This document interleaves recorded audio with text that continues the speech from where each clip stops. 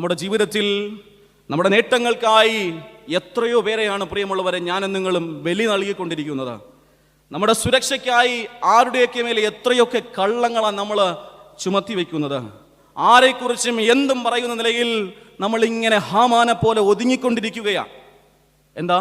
ഞാൻ സുരക്ഷിതമായിരിക്കണം, എനിക്ക് ആഗ്രഹിച്ച കാര്യങ്ങളൊക്കെ നടത്തി കിട്ടണം, എൻ്റെ കാര്യം മാത്രം സഫലീകരിക്കണം, അതിനാർക്കും എന്ത് നഷ്ടം സംഭവിച്ചാലും എനിക്കൊരു പ്രശ്നമല്ല.